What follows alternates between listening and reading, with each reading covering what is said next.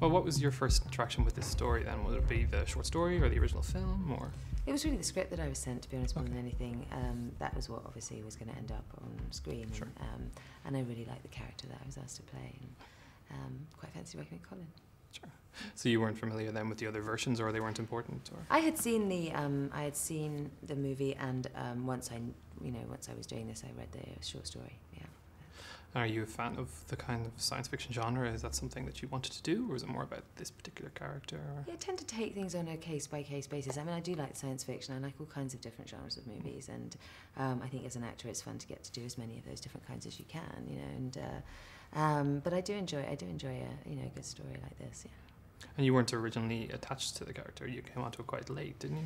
Yeah, they'd not cast it, and I wasn't sort of particularly even in the running because I wasn't available. I was doing another movie. It was only, I think, about a couple of weeks before the part started shooting that they moved their schedule a bit, and all of a sudden I was free, so I didn't have much notice on it. Okay, well, back when you started your career, did you ever think you'd be this kind of action star that you've become? No, not at all. I mean, I wasn't athletic at school really, and certainly didn't imagine. It just didn't seem like girls from Chiswick ended up in these movies, to be honest with you. So it's still quite surprising to me even now.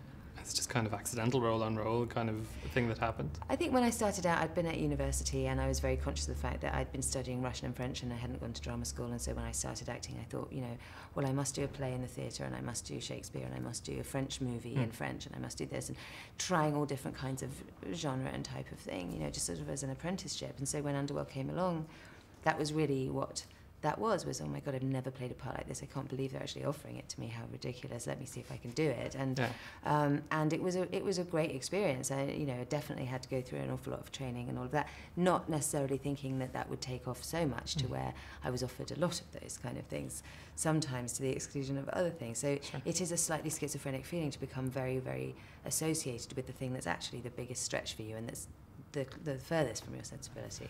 And are they fun to do, or are they very technical, or is it something you get used to? They are fun to do. They are actually, it is more fun watching the fight scene than doing it, because you don't feel very cool doing it, and often looks quite cool when you've done it. But I usually feel like I'm going 1, 2, 3, 4. Oh fuck, I made a mistake. That kind of thing. So it is. I'm assuming sort of.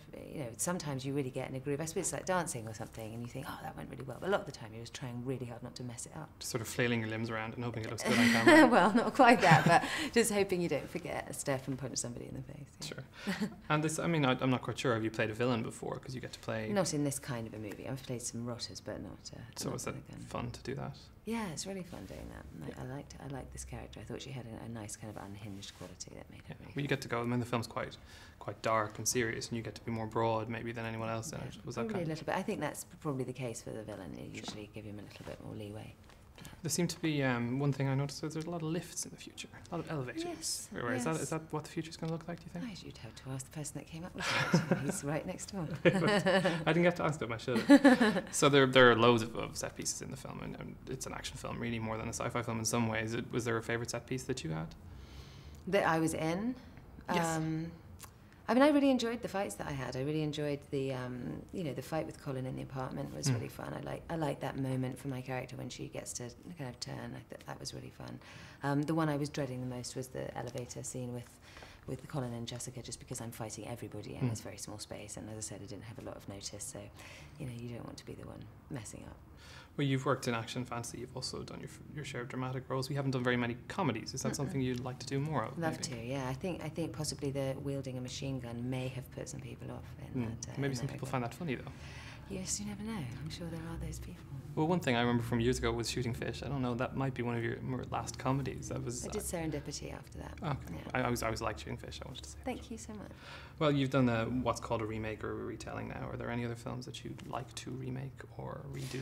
No, not particularly. I don't think anybody necessarily sets out to kind of go, I must remake this, and it's sort of nature of the business at the moment. That seems to be what studios are greenlighting, But no, not really.